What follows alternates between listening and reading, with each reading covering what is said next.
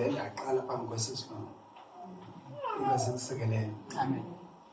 Landithi uyazibonela ngoba obami ubungqina bunje ngobana ndizobulela uThixo. Yazi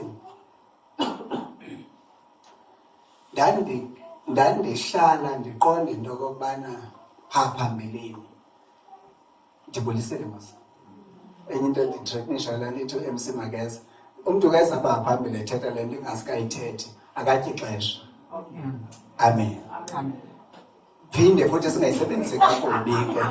Siphinde singayisebenzisi kakubi ke kulaa nto ethi esenza ukuhoyanga xesha.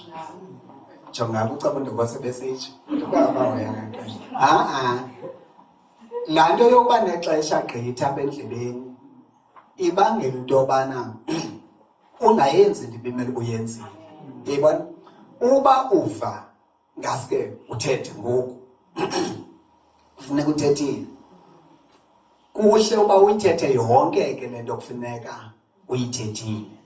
Ndiyayicaphula ke ndibuye emva kudala inoba ngapha kweminyaka engama-20 ngoku. Ndisenkanye sasisenkanye emve ndiqonda ngqine emva ayike ngqine emva ngaphezu kokuba kubizwa amanqina mna ndine-sharing ingase sabelane ngale nto. Ndisayithetha le nto futhi ibincinci ngoku bendihleli phantsi. Ngoku kanti ndiyandiyithetha ngokuyibande kuthi apha ezindlebeni kum utya ixesha lomshumayeli. Hayi nyani futhi loo nto indithrekinishe laa ndithi inditheza amandla ndiyeke. Kayezayo MC athi loo nto wahlala phantsi Mr. Willie ingathi usezawuqhuba. Ndiyaphendula ngohleli phantsi uba bendisezawuqhuba nyani xa ndimoshe le nto ndiyivileyo. Hayi loo nto ayinodlamini usukuma kwakhe ezawushumayela wathi mntaka Willie igqatso lakho libaleke kakuhle. Ndaqonda okay. Ngoku apho ndikhoyo ke ngoku ndandingumntu oyehlala ndiqonda uba ndinomdla kayethu umntu emsebenzini wakhe ukathethe ngelizwi likaThixo. Uyaqaphela benqondo ndiyayithanda mani le nto ndiyayirhalela okwam ngathi ndingayenza ayeyi seqome ingathi zawujongwa kakubi. Yibona laa nto yorhalela ushumayela but uphinde uboyike abantu. Ziba zininzi ke izizathu. Uyaqaphela ndibe ndiqonda uba yeyi ndiyayirhalela mani le nto ndiyayithanda qha andiyazi uba ngake ndisithathe phi nesibindi sokuba ke ndisuke ndithethe nje phakathi kwabanye abasebenzi ngelizwi likaThixo. Uyaqaphela ngoku into enziwa kuyibulela kakhulu kuThixo kuyo nansi. Yeyi ndiyiqaphele engathi iqale le nto ekuzeni kuphela kulo nyaka kupheleyo. Ndingumntu osebenzayo ne ndisebenza kwisebe lezempilo. Ngoku umsebenzi wam mna ukujonga apha ezikliniki uba kusetyenzwa kakuhle na. Ngoku andiyazi kukho amaxesha ufika kwam nje ibe kukuba abantu mabalazi ilizwi likaThixo balithini. Yeyi ndilithethe andiyazi njengoba etsho sesilungu ulithetha kwam ndiva andimnandi ifana nobana sendihamba ndimka kuloo kliniki ndibuyele emva ndimnandi ingathi andisebenzanga. Eva la ndiyayithetha le nto ndithi ke ngase kwabe bendithetha phambi kwakhe inkosi esikeleni. Ndiqonda uba kangoba indimnandela le nto udade omnye usister hayi wena ngosuku uyeke umsebenzi uresign ushuma uvangele qha ngoba uyavangela ngoku uyekile usebenza. Inkosi esikeleni apho ndikhoyo ke hlobo zenkosi kuyo yonke le nto andiyazi novangela nokuthetha kwam ilizwi likaThixo kumnganandi ubana inoba kukuvangela ke but andinandi uba ndifuna lungalaziyo bobabini. Eyoba uyakhonza andinangxaki nayo futhi ndiyithetha ndicaca futhi ndiyiqonda uba nam ndinemiyalezo ikrele lam liphuma lithe ubuthi sendisinsiwe alikubeka ecaleni ubuthi andikazi into nawe liza kuwe kulaa nto ithi wena ungekazi into yazi bekhona into enje wena sowuyivile uba ikhona into enje khawuchula ukuhamba kwakho inkosi isikelele apho ndikhoyo ke kubekho le ndawo ithi ke ngoku kwakunomtshana mpa wayehlala phaa ekhaya kudala wagoduka ke okwathi andiyazi ndandenze ndiyibambe le nto le comment yakhe uthi yeke ukutitshala othile phaa esikolweni ambize ke ngefani yakhe uthi lo umncumbe uLuka 12 kakuthandaza ekuseni belathi matyhila uLuka 12 ndiyabona inkosi yamthanda uLuka 12 andiyazi kule nto yam ke yokuthetha ilizwi likaThixo uthetha ilizwi likaThixo ke andiyazi kukho ivesi engasukiyo apha kum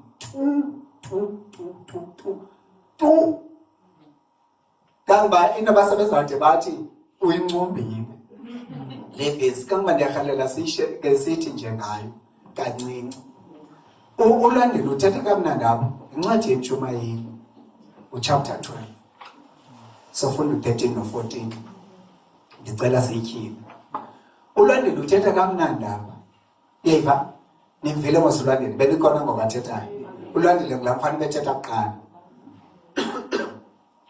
ndibulisile kaloku nam njengoba abanye bebulisa nama ndiwuchaza ngombulisi zonke iinkokheli ngokuhlolo lokubalaza inkosi isikelele ndimthande ulikhupha litsolo emva kanye ngolaa hlobo andifuni noyithinta laa nto beyithetha uyithethe kakuhle ngohlobo ilulo ndithande ke ngoku amazwi kaMkhaya uMkhaya ke ngulo unguthuli ke yena uthethe wathetha waphupha inyoka ndithande amazwi la ndawo la mazwi ke bewathetha ndithande kakhulu la ebesiyokwayama phaa kuLwandile athi ezi njengoba njengoba sithetha silitsolisa njengoba uLandile belitsolisa make silitsolise nakuthi libonakala uba lenze into lenze ukutsola ngoba uyakwazi umuntu athethe ngolaa hlobo uLandile athetha ngalo andithi ke uLandile uthetha ngolo hlobo uyakwazi umuntu athethe ngolaa hlobo uLandile athetha ngalo kodwa ayikho apha kuye le nto uyixelela thina uyithetha apha kuthi uyayibona ilizwi likaThixo ke linamandla xa ulithetha lenze into apha kuwe wena olithethayo mamelani singazwa mapha sibe ngabashumayeli sobabini yaqona ndimapha amapha umntakamnuka cani kwam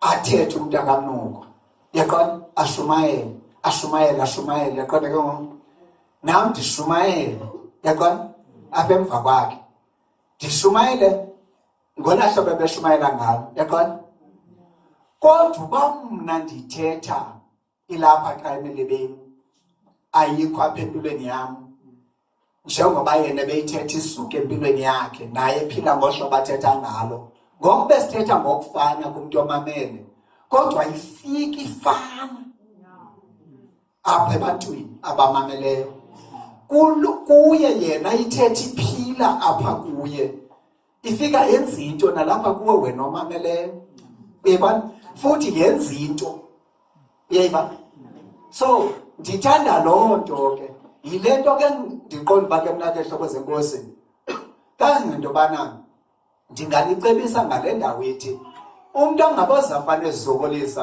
azapha ngaphambili ezothetha ukuba ayimprese mna okanye ayimprese thina uyaqaphela zawuthini ke ngoku ukuba ayimprese thina azothethela into yoba sizombona emhle ingathi ngumzalwane konyana hayi asikho apho thina asikho kuloo nto uyayibona futhi ke uba ulapho ungazufumana into yobana ungazuphetha udinwa unomsindo ubana it is not easy to impress elixhego akukho lula ukulenza elixhego likuthande likubone umuntu ongcono hayi ngoba jonga kangangento yobana nomuntu oshumayelela ubonwa mna hayi kum ngunothi lo ifana nomuntu oshumayela abandiyamapha ndizoshumayela ukogqitha umisi uyabona umoya lolo ifana nomuntu ongazathi ushumayele mntakawini umogqithile ubani ndingathi uyibhotile andishumayeleli ukogqitha omnye hayi nabani lalithi yebantu benkosi ingazi ninganinika le nhliziyo yami ngayithatha pha kudlamini inkosi isikelele okay masithetha napha kule ndawo thetha ndinganilahlekisa nibambeni ndithi ke eyona nto ndizongqina apha ne ndimbulela uThixo ngale nto ngoba iyandonwabisa ndiyayithanda uyeba ndisho noba sizaba nomhlangano ndiyakwazi ukubiza umhlangano omkhulu phaa ekliniki zonke zaseXhosa kuzwapho abo ndithe mabezeke kuzakanga ngoba nditshilo ndiyingqwayingqwayi yabo kuba ndithe ndifuna onomakhaya kuze abathile bonke bamele ugcwale kube ngathi kube kanje kumla last meeting yethu yayinzinzilile kangaka umthandazo wethu wokuvula wenziwa ndim nathi bethuna asizawuthandaza ngendlela engaqhelekanga namhlanje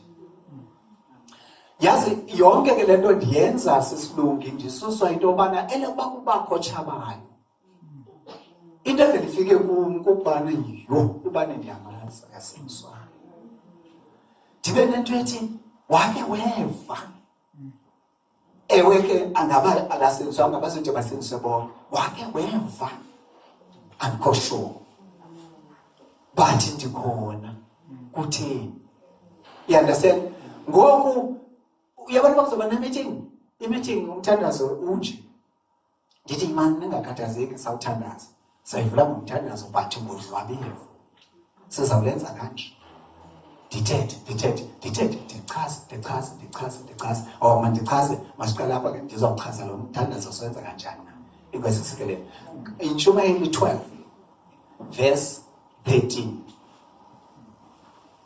kafunde verse 13 ndiyacela sonke masimamele ungathi hayi uyasibalisela nje sonke simamele mamelani bazalwane abantu yabona njengangoku kuye kunepasika ne wonke nditsho nowagcina le pasikeni lonyawo upheleyo akaphindaye uvumbulukile waya namhlanje uyaphinda wayo khona kuyomanyelwa nje esi sketch samazwe asixhenxe kugqityiwe baxolele bawo bayazi into abayenzayo awugqiba baphinde bahambe bokuphula imbuqumbuqu abayiboni le nto noba ayibenzi into ibashiya besafana okanye bewesi kanti uYesu zangafeli hapa wayezokhulula thina ngokuqinisekileyo njengoba bebukele ezulwini kusenziwa lo mperformo uthi hey bawubhudile umhlobo ayona nto ndenzofela yona le ndenzofela abantu babasuke ezoneni baphila impilo engcono inkosi isikelele kufuneka yenzekile loo nto hlobo zenkosi ingozi ke ngokukubana leyasike limkhalele umuntu ixilongo esekule mpilo esaphila ububomi bokungazinikeli ekukhonzeni uThixo ngamanye amazwi liphele ixesha kuye aphela amathuba akhe ile nto ke ngoku ifuna baseyibazele indlebe le ndithethwa nguYoliswa futhi uyithetha kamnandi uthi uThixo ndikho ndizolulele izandla zami yabona umuntu othe ufuna wakhe kha uzivulele injubane ezingahoyanga kwayilonto uyamvakathi ndifunyenwe ngebebe ngandifuni abona abantu bavulele izandla abananzanga lonto inkosi isikelele kafunde ku verse 13 Intshumayeli chapter 12 verse 13 ukuhlanganiswa kwentetho yakuba ivakele into yonke naku ukuhlanganiswa kwentetho yakube ivakele into yonke naku uthi uNoncoko nasi isishwankathelo salombandela uyibeka kanjani mama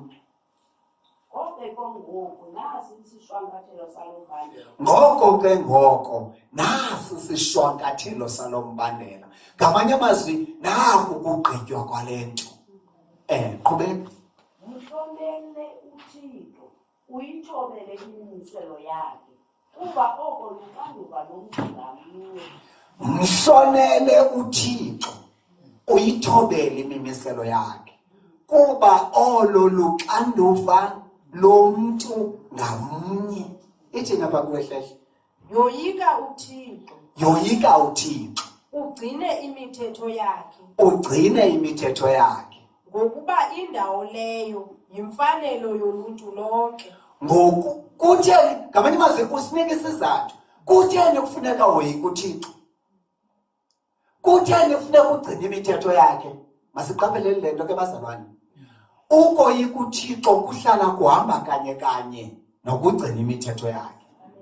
Ngoba ubuthi woyika uThixo kodwa imithetho yakhe awuyigcini, okukoyika kwakho uThixo ayiko koyika uThixo kuThixo. Amen. Nindiva kakuhle? Uba wena uthi woyika uThixo kodwa kwawena awuyigcini imithetho yakhe, okukoyika kwakho uThixo. Nindiva kakuhle ke ngoku, nimamele ne? Ndithetha la mazwi ndiwathethayo. Okukoyika kwakho uThixo okanye ngale ndlela wena umoyika ngayo gaba lakho kuThixo ayikokoyika yena. Uba woyika uThixo funeka ugcine imithetho yakhe. Ukuba okukoyika kwakho uThixo nabani apha phakathi kwethu, ubani uzibiza ngoba woyika uThixo okanye ungomnye waboyika uThixo, kodwa okukoyika kwakho uThixo akukho ukugcina imithetho kaThixo. Okukoyika kwakho uThixo ayikukumoyika phaa kuye. Inkosi esikeleni. Ndithi ke kandithetha namagqobha kwakwela cala ndithi, mamelani ke hlobo zenkosi, ndiyayazi siyakhonza. Ndithetha kubo ke ngoku, andithethi kuthi ne? Ukhonze Whistle, ukhonze Dutch, ukhonze Rhabe, ungumziyoni, ungabiza nayiphi nenkonzo apha. Nivigamele enkonzo ethini kule ndaba esifunda kuyo? Akukho nelinye, akukho ne-United Saints Ministries. Nake simameleni kakuhle ke ngoku. Ithi le nto ikuba indawo le luxanduva lomntu ngamnye. Ndiyana ndithi ke kandithetha, uba siyiva kakuhle ayithi indawo le lixanduva lomntu osindisiweyo, ayithi indawo le lixanduva lukamfundisi, ayithi indawo le lixanduva le-worshippers, indawo le luxanduva lwabamkele uYesu. Ithi indawo le luxanduva lomntu wonke. Inkosi isikeleni. Sonke bazalwane simele uba simoyika uThixo. Wonke umuntu ulindeleke uba oyike uThixo. Mamelani ke. And kuyafuneka sisaqhubeka bazalwane bam sikhuphuke nalapha ekumameleni. Ngexesha bendingasindiswanga ndive umyalezolohlobo, undivela uba ndisuke ezindleleni zokungasindiswa zokuphila ngaphandle kwemimeselo kaThixo uba ndingene. Yekabela ekungeneni kwam ayisathethela uba mandiguquke okokuqala, but ithethela uba mandikhuphuke ekwenzeni. Ngokwale ndlela bethetha ngayo sisilungu, ubana indlela uThixo afuna ndenza izinto ngayo mayixabiseka phaa kum. Le ndlela uThixo abiza into ethile ngolo hlobo mandiyenze ngolo hlobo ayibiza ngalo. Ngoba sikhula abazalwane bethu ekuqaleni masithi bendingakholwa ndibizwe ezonweni, ndisuke ezonweni eziya zinguphaka. Inkosi isikeleni. Ngoku sendikhona apha endlini kaThixo ndifanele uba phinde ndiphulaphule ukutsho kukaThixo ndenze. Ukungaphulaphuli kwam ukutsho kukaThixo ndenze ngokuba ndizithandela kukona, njengoba besitsho sisilungu. Ekabela Ifune ke ngoku into yokuba make zibhale inhliziyo zethu futhi nathi sikhuphuke xa uThixo ekhuphula izinto. Lokubana akusamelanga umzekelo ngoku kum kusadilwa nam ngokuba ndisenza izono eziyazenziwana ngabantu abangakholwayo. But ibifana uba ndikwizinga eliphezulu lokubana mandiyazi uba kukona uThixo ebiza kanje mna ndenze kanjeya. Inkosi esikelele yile nto ndithi ke ngoku kufuneka sikhuphukile. Laa ndithi ngoba yabazalwane lona ixesha eneneni sesilungu liyaphela. Eziliphela ixesha uYesu esiza mabazi abantu. Mabazi izihlobo zenkosi abantu. Abantu esikufutshane nabo mabazi. Inkosi esikelele. Yazi ndikhumbula ngenye imini ndithetha e-ofisini ngokwenye office pa esedorobheni pha eXhosa. Kukho iteam ehlala phaya amanesi lahamba ezikolweni ahamba. Ndiqhabalala ndithi yabazalwane kuba ilizwi lithi basindisiwe ngobuninzi abanye bayakhonza. Kanga ndikhumbula ngenye imini ndathetha ndathi uthula kwam wathi umnye masithandazeni. Ndiyabona uba kandibuye ndaphinda ndabuya ngenye imini bathi laa mini baphinde bathi ngemini ethile futhi yathi bhuti andisenda koyika ngoku. Zihlobo zenkosi mabazi abantu. Uba noba usesikolweni ngumfundi noba uphi emsebenzini uba kuthi khawuthathe umthandazo lontsasa uthathe. Nditsho la 5 minutes is enough. Uzawuthetha yonke le nto ubuyithethile futhi emveni koko uzovuvuya. Ngoba yenze into. Inkosi isikelele. Yehlobo zenkosi ayilotyala ukuthetha kwethu kungaguquki mntu.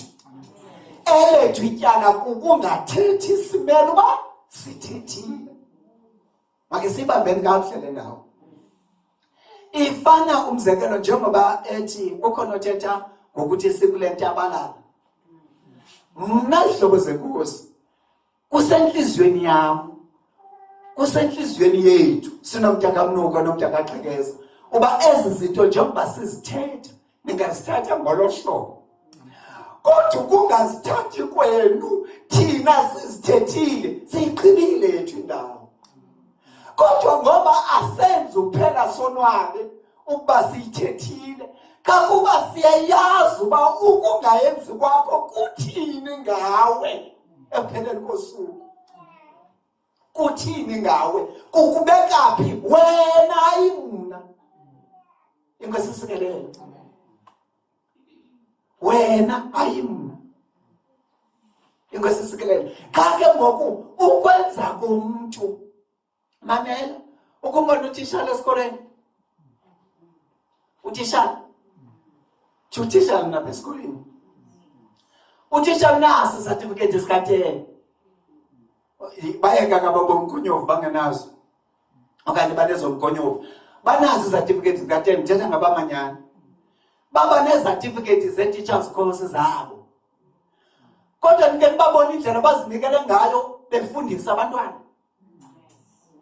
Ukubabone indlela abazikhuphela ngayo ebantwaneni bemnqwanqwatha nobheka ecaleni. Kungoba bane-insight. Banokwazi ubana uba kalandeli njengoba benqwanqwatha uzawuphelela phi. Uyayibona? Akasoze enze uphela sonwabe. Owenza uphela sonwabe uye nje kwaTeshinga akabizwanga. Akanabizo lala msebenzi. Kodwa onobizo lala msebenzi ngokuseqondama yokuba ukwenzile konke amele uba akwenze kodwa uhlala ethi kufanele ndithini ke ngoku. Udinge ukuba nenzeni ukuze bayive uba lo hlobo. Udingeka thini? Ngoba uzenzela uba ngoba uyazi mamela uthi uPaul ngenye imini noba bekuyama kwami ngenxa yabantu bakwethu amaIsrayeli noba bengave kuthiwe mna ndisindiswa uba bangave basindiswe bonke ngabakwanele ngoba utyhilekelwe nguKristu abangamboniyo uthi ingase uba bekungenzeka nje kuthiwe mna ndingumlahlelwa ngaphandle ngokulahlelwa kwami ngaphandle bafe bonke basindiswe, ndingathi akunanto, at least ukotshabalala umuntu omnye kusinde abaninzi. Kukuba ne-insight, ukuyibona le nto ibheka phi, ithini le nto. Ingazisikelele. Ithi kapho sifunda khona abazalwane bethu, nasi sishwankathelo salo mbandela, nasi into kubhekiswe kuyo yonke le nto. Masoyika uThixo, sigcine imithetho yakhe. Kuba le nto yokoyikwa kukaThixo nokugcinwa kwemithetho yakhe luxanduva lomuntu ngamnye. Anditsho kanjalo phaya ethena bakwenamhla. Ngokuba indawo leyo yimfanelo yoluntu lonke. Kuba indawo le yimfanelo yoluntu lonke. Nalapha ayiphinde ayihlukanisi amabandla amagoli, ayihlukanisi madoda, ayihlukanisi mantombazana, ayithini, yixanduva lomuntu wonke. Mamela verse 14 uba kutheni ke ngoku kunje. Verse 14. Ngokuba izenzo zonke uThixo uyakuzizisa ekugwetyweni, izinto zonke ezifihlakeleyo, nokuba zilungile nokuba zimbi. Njengoba kuluxanduva lomuntu ngamnye uboyika uThixo, kungoba zonke izinto umuntu ngamnye ozenzileyo uThixo uzasise egwetyweni. Izibhalo ezingcwele ungangaziva kakuhle khawuve phaa kunoncoko u-14. Kaloku uThixo usaza kusimisa enkundleni ngenxa yazo zonke izinto esizenzayo, ngokunjalo nezo zifihlakeleyo, nokuba zilungile nokuba zimbi. Ibethuna niyamamela? Uba besive kakuhle phaa u-13 kayithetha, uthi nasi sishwankathelo sale nto. Nansi intsingiselo, nansi into yokuqonda kuyo yonke le nto inintsi ithethwayo, nansi eyona nto kubhekiswe kuyo.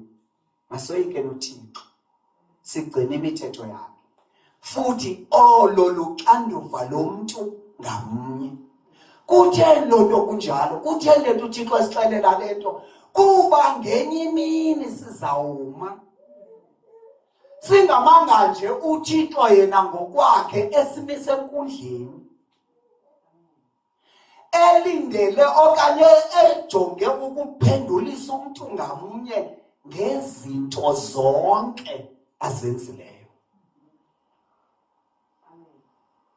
Mamela ke, jonga, niva kakuhle, esiphendulisa uThixo uzesimisa enkundleni yakhe, esiphendulisa ngezinto zonke esizenzileyo. Akathe esiphendulisa ngezinto esiboniweyo sizenza. Ayithi ngezinto azazi umfundisi uba wawuke wazenza. Yile nto ithi iBhayibhile kwenye indawo, akukho nto ifihlakeleyo ingasayi kutyiwa. Iphinde ithi iBhayibhile kwenye indawo, kuThixo zonke izinto zize kulo esinokuthanani naye. Ndicinga itsho kanjalo kuncede mayebhele. Zonke izinto zize kulo sinokuthanani naye. Laa nto ithi ke zihlobo zenkosi, kungenzeka ubugwenxa bukabani, okanye ukuphamba kukabani, okanye ukungalungisi kukabani, ucwalisa kakuhle usibani kangangoko ukubana akwenzele ekhusini, akwenzele ecaleni, akwenzele kudeni apho kungenakubona, akwenzele phantsi kwengubo ebukela amanyala efowunini, kuba ebamba ukuba akukho mntu kandibone ndiyenza le nto, akukho mntu uyaziyo ukuba ndenza into enje. Kodwa funeka ukhumbule ke ngokubana ngezinto zonke ubani azenzileyo uThixo uza kumisa enkundleni yakhe emphendulisa malunga nezo zinto. Andizophenduliswa mna, ndiphenduliswe ngezinto ezibe zenziwa nguYoliso. Bendingaphenduliswa xa bendingathethanga ngezo ndawo kuye. Xa ndithethileyo ke ngoku yena gqitha tsibe enze, ngoba akazugqityelwa ndim. Ndingathetha nje, ndithetha mahala, andithetha mahala. Akukho nomnye umshumayeli oshumela amahala.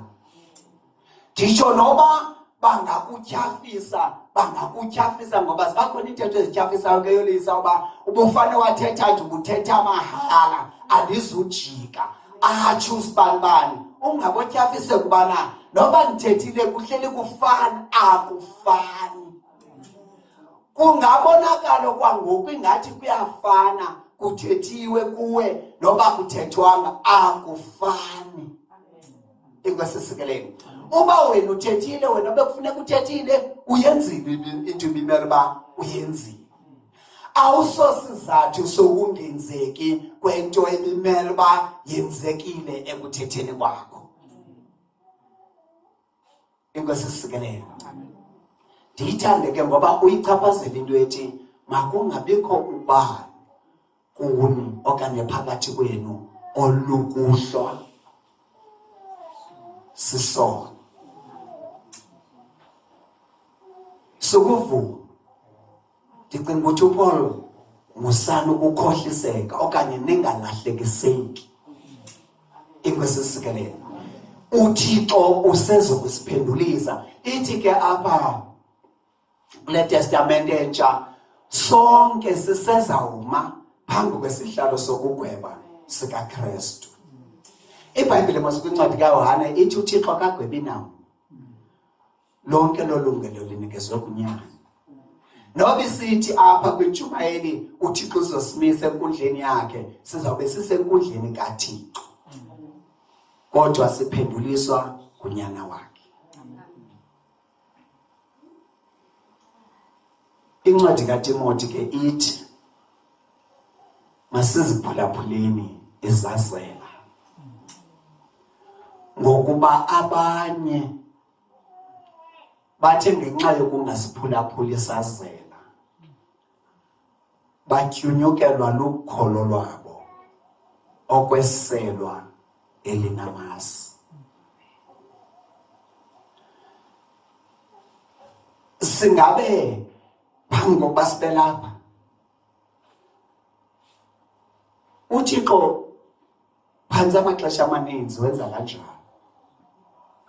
Phambi kwabantu bathethe kuwe, uThixo uyathetha kuwe wena.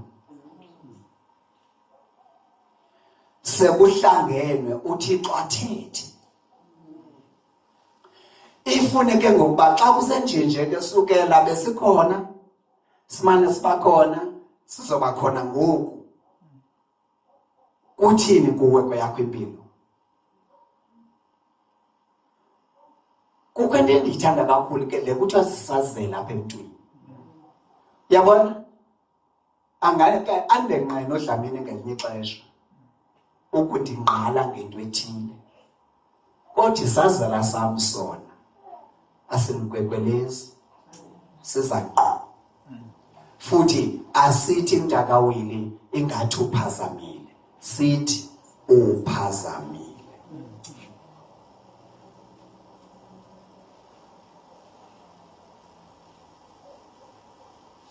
Isazela. Ithi iBhayibhile uThixo uthetha nathi ngomoya wakhe ezazeleni zethu. Ngoba uThixo ufuna ukusinceda. Eyona nto akuyo ukumamela ithi incwadi kaDuteronomi, uqeqesho asiqeqesha ngalo uThixo alincedi yena, lunceda lo oqeqeshwayo. And uthi uThixo unceda amaHebhere kasethetha ngoqeqesho, athi kungalo lodwa esithi thina singonyana sibe nobudlelwane ngalo oluqeqesho. Xa kuithi cacisa ubana xa kwenzeka kubonakala ukuthi Thixo akasiqeqeshi sawube eneneni asingabonyana. Ndiyithande ngoba iphela apho thandeka ithi asingabonyana iba seyichaza uba sobe sizintoni ke, sobe seyimiqakwe. Umqakwe ke apha elisindisweni ngulo mntu ulapha elisindisweni kodwa ngengowalapha elisindisweni.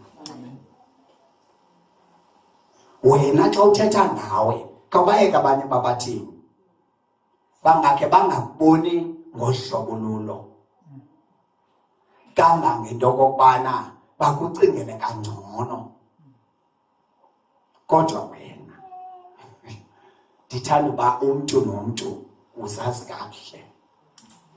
Ibe laa nto ke beyithetha uyolisa laa ndlela bethetha ngayo ubana wena uyazazi uba bekade kunjani. Uyazazi nguwo wazi uba ubukade usiva kanjani, futhi ikwanguwe nalo uvayo ubana nowazi uba ngoku uva kanjani. Ingwesisikelelo into endiyithandayo ke uThixo akathi xa ethetha angazikhombi indawo ezidinga ubana ukuphinde uziqwalasele, uyakuzonqa. Ingwesisikelelo ifuneke ngoku le nto hlobo zenkosi apha asizanga nam andizange uzovisa abantu kabuhlungu kwaninanjongo zinjalo. Uthi uPawulos ebabhalela incwadi kwincwadi yamaKorinte yabavisa kabuhlungu. Uthi ke xa sethetha kamva, ndiyavuya ukuba nithe neva kabuhlungu. Yilaa ncwadi ekade ndinibhalele yona.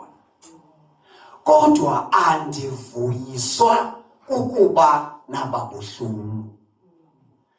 Ndivuyiswa ukuba inhlungu enayivayo okanye ubuhlungu onabuvayo banisingisela enguqukweni ekungekho kusola ngayo. Mamela ndinixelele bazalwane bethu, akakwazi umntu ukuguquka futhi aguqukele nguquko yiyo engakhange ave kabuhlungu ngesimo esingesiso abekuso. Namsuka khona ngexesha uguquka omnyadalile kungoba uva kabuhlungu and utsho esitsho uba ndiyatshintsha and utshintsha ukutshintsha. Ile nto ithi ke ngokulaa ndawo athetha kuyo uPawulos phaa akukho kuzisola ngayo ngoba ekubeni eguqukile wamkelwa, yamkela inguquko yakhe uba ngomnye umntu futhi naye uva kamnandi akasoli ngento ayenzileyo. Ide ithi ke iBhayibhile ukucacisa loo ndawo kuba ubuhlungu obungokukaThixo busingisa enguqukweni, kodwa okwehlabathi kona ubuhlungu busingisa ekufeni.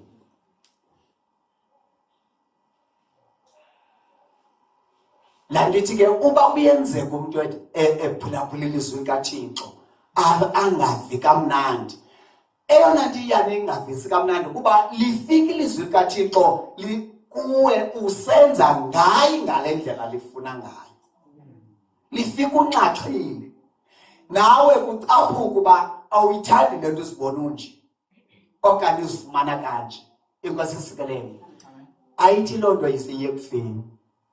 Uthi uThixo ndikhona, ndizivulile izandla zam ndizivulele injubaqa. Ngamanye amazwi ndizivulile izandla zam ndilinde kanye abo bebephambuka.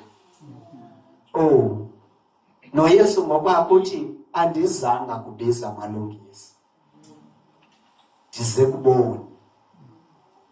Lo Yesu sibhiyozela ukufa kwakhe nokuvuka kwakhe, akezanga kwasebelungile. Ifane ke ngoku nale nto bana babakhona nabanye abantu baye batyhafisa abanye abantu. Bathi abantu xa beguquka behlatywa lilizwi athi omnye uhlale uguquka njalo, sisuka kuloo nto. Ekuguqukeni njalo bathethe kanjalo abantu. And into endiyithanda ke ngokwakuloku uguquka njalo, elokuguquka njalo ufika kulaa ndawo yokuhlanjululwa lilizwi. Yena kobale kukuhla uguquka njalo, yile nto ahlale njalo lithethe ilizwi lishiye lingamhlambululanga. Ngoba lithi ilizwi lawufika lithethe inguquko kuye, lithethe ulwimi angalithandi nangangahambisaniyo nalo. Isazela ke sikhona ukuthi sisincede kwezo ndawo.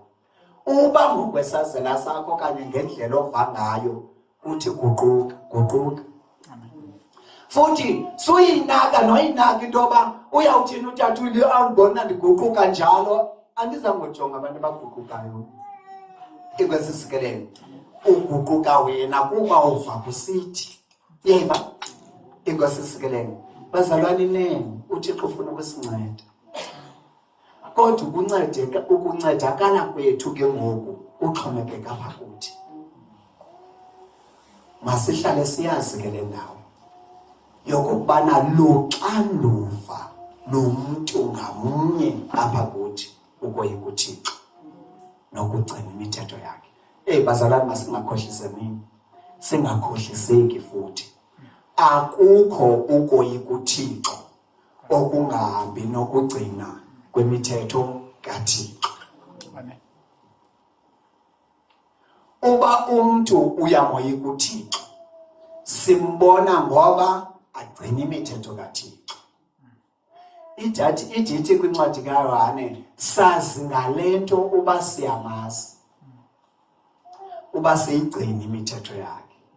Ndithanda uverse 4 ke ngoku athi, lowo uthi uyamazi kodwa abe engayigcini imithetho yakhe ulixoki. Inyaniso ayikho kuye. Uthi uyamazi kodwa akayigcini imithetho yakhe. Ngoba ithi enye indawo kulaa nto ugcina imithetho yakho, uba siyamazi, uba sigcina imithetho yakho, uba siyamazi, senze ilizwi lakhe. Inkwesisikelelo. Le nto ndithi awukwazi ukwehlukanisa ukwazi uThixo okanye ukuthanda uThixo, ukoyika uThixo ngaphandle kokugcina ilizwi lakhe. Uhamba kanye. Uyinkosi mayisincede bazalwane. Masizivule thina inhliziyo zethu. Sivumele ilizwi kaThixo lenze le nto uThixo afuna liyenze, ilizwi lakhe kuthi. Wake wathetha ke uThixo ngezwi lomntu kwenye intseni kwiminyaka emininzi engapha kwama-20 eyadlulayo. Wathi, thambelani inyaniso. Ethetha apha ezindlebeni zam. Ndawuhlala ndiwathetha kala mazwi ndisekhona nje, ngoba ndinento ethi ayingezi kum ndodwa. Uba ayisiza kum ndodwa, uyandazi uThixo ndiyi-one ngewayethe thambela inyaniso.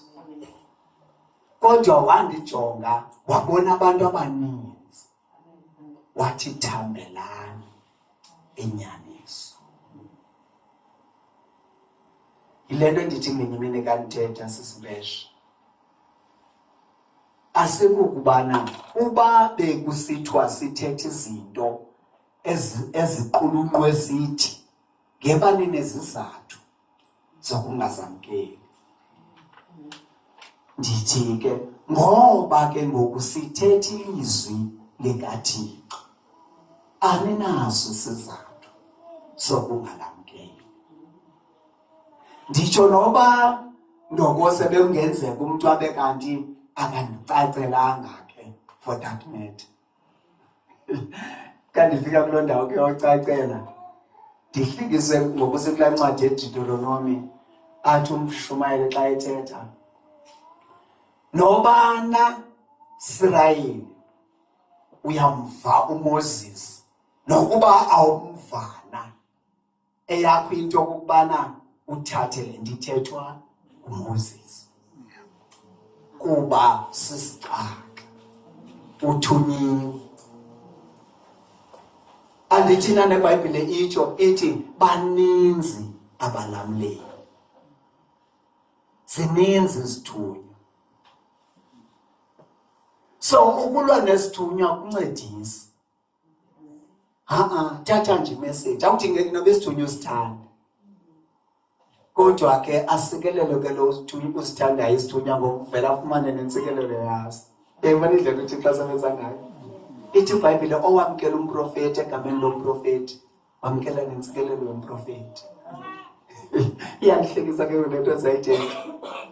Nebazalwane kanye sicenge mani nisamkele singaba abazalwane bashumayela kulo. Ngoba eyona nto eyenza ingxaki uba nizithathe izinto ebezizawunceda ubomi benu nibanjwa kukungasicaceli nokungasifuni. Nebazalwane uThixo ubona kude. Uyabona la nto ithethwa phawo, ndicinga kwincwadi yamaKorinte ethi uPawulos wafa. Uyintoni yena uPawulos? Uyintoni yena uApolo? Omnye ndityalile, ubani wankcenkceshela, kodwa nguThixo wenze kwaphila. Ifana nento yobana ke ngoku nditsho uba uthanda mna kunomesi mnokwa uzisokolisa nantoni? Zange ndibethelele umnqamezweni. Yekabela. So awubambanga yona. Okanye masithi uthi mna uthanda umesi mnokwa versus me uzisokolisa nantoni? Uyayikabela? Ndithetha uba bekungenzeka. Yebazalwane bami, ndiyanicela, ndiya-aphila. Umntu makasuse noba ngubani le nto imenza ngeva. Le nto imenza angakwazi uyithambela inyaniso. Make sifikelele kwelo xesha ngoku lokuzifumana uba sindawoni thina. Laa nto ithi ndindawoni mna, ndiphi kule nto kukuyo. Ulalo buyakuzelisa, kodwa abantu bamandi. Inkosi sisikelele. Kukho amaxesha ke ndiqonda uba enkonzweni akubikho nokuthoba. Bathi ke ndiyithande le nto ngoba ihamba nomdla wakho. Ubunomdla uyiva le nto ithethwayo nalo isezawuthetha uyaqhubeka uphulaphula. Kodwa xa uqonda uba kunintsi ongakuwe uyavumela amehlo wakho alalo unike ukuphumla umzimba wakho. Setsho kwakunjalo sisafunda namhla kudala. Babizwa abafundi baka-10 komnye unyaka. Yathi amanye amadoda hayi sekunintsi ongakuthi asizi. Awugqiba kakuyi results kunyaka olandelayo afelishile. Ndaqonda uba andisekho shoke wona babe kukunintsi nokungakubo nyhani ngake ngoku. Ngoba khange kuvele ngexesha kufuneka kuvelile. Inkosi sisikelele. Laa nto ithi ke zihlobo zenkosi uThixo makasincede. Nam ndinomthandazo zihlobo zenkosi. Wonga sonke. Yazi kunomhlabelelo othi ndizoniyeka kuyoba mnandi. Sesiphelele sisonke ezulwini. Bathi ke bafikelele endaweni simane simbuka amanxeba esandleni. Hayi sentshuba kulula ukutsho ukuthi nanga amanxeba esandleni. Nalelinye phambili. Bathi abanye abantu bathi liwesicala. Angazi ke ngoku liwesibaleliphi. Sentshuba ndifuna nofika kwezo ndawo. But kuzoba mnandi zinyani, ifanele kuzoba mnandi. Kakumnandi ngoku sithetha nje ngayo le nto bakwenzeke ntoni. Ithi iBhayibhile ndiyithanda ubana sentsho noba ufika kuba bumnandi uqonda ngaso uThixo lapha kuwe. Ithi iBhayibhile siyarhotyiswa nje. Kusayintwana siyarhotyiswa nje. Kunento esiya kuyo pha. Inkosi sisikelele. Enenene hlobo zenkosi makungabikho namnye phakathi kwethu othi enziwe lukhuni inhliziyo yakhe kukulungudla kwesono. iBhayibhile ithi uMoses ukunikela kwakhe eJiphethe engasafuna ubizwa njengonyana wentombi kaFaro wathi ngcono ndingcutheke nabantwana bakaThixo ndaweni yoba ndinhliziyo lokomsuswana.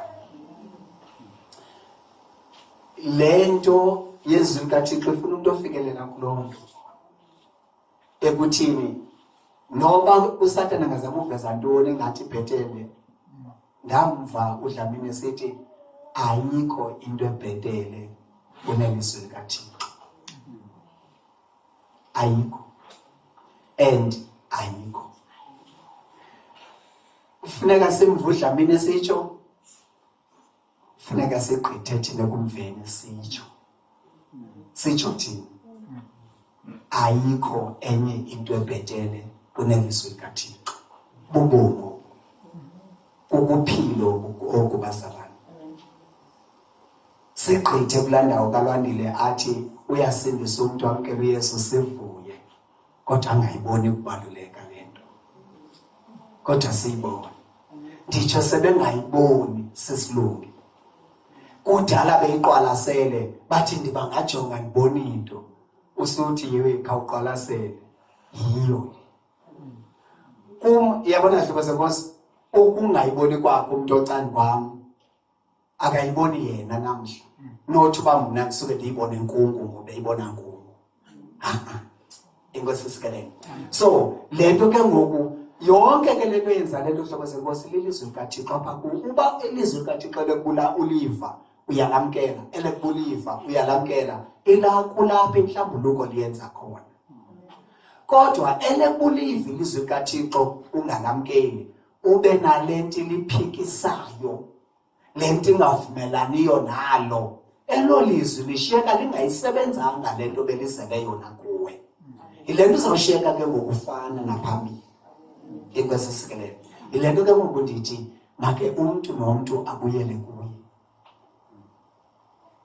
Yena umuntu nomuntu ndisemkhumbulo umhlabelelo uthi umuntu nomuntu uzozimela ngaphambi kuJehova. Andime kanjani wathi usele ngenye imini andizutsho uba ndikwazi ukucula. Sozo ndibensitsho. Inkosi sikelele. Ngoba iBhayibhile ithi siyakwazi ukuzenza izinto zonke. Bese ngakwazi ucula sinomlomo. Hayi. Uba uyakhoka Nkosi, ndike ndibamba abantu bebhimba. Ndiqonda noba ndingabhimba ke angeneno. Into sisikelele.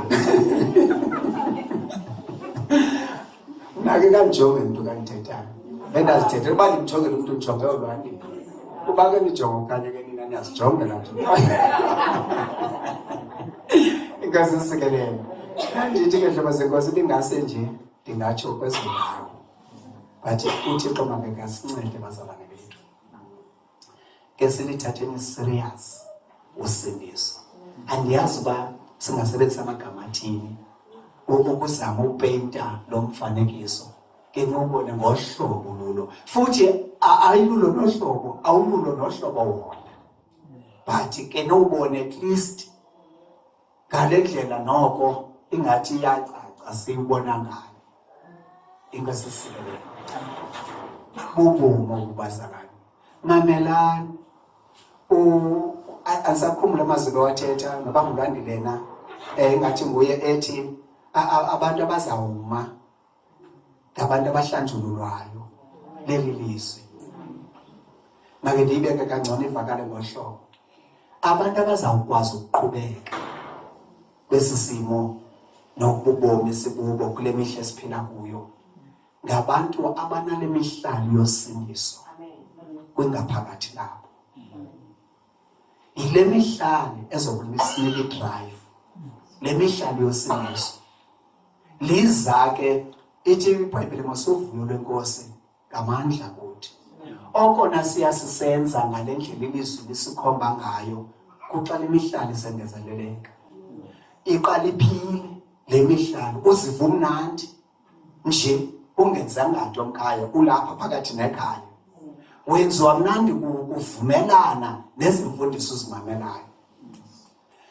Okubumnandi bubo ke ngokubukuqhubela ekwenzeni into. Ezuqhubeka usenza into ke ngokubuqhubeka nabo busiza. Uyayiva? Ngoba iBhayibhile ihleli itshilo bansuku zonke uThixo uyasinga singa emhlabeni efuna abo banhliziyo zendeleyo kuye ukuze azomelezele bona. Wena ke ngoku xa ungavumelaniyo nelizwi likaThixo uzibalekisela ngemihlalo eza kukuqhuba and yile mihlalo ezawukwazi ukukugcina noba uhlangana nasiphi isimo kobubomi. Selizinto around wena ezikungqongileyo zingavakali kamnandi, kodwa imihlalo yokusindiswa ikugcina. Uthi uba in fact uba uvela uyiqonda ubana ndiyayazi uba kutheni kunje, kwenzeka kanje ngoba ndisenza ngale ndlela kufuneka ndenze ngayo, therefore andizukuya mva. Uba icinga uba okanye ucinga uSathane ngokuba esenza kube nje ndizawudana ndibuye umva, uyaxoka.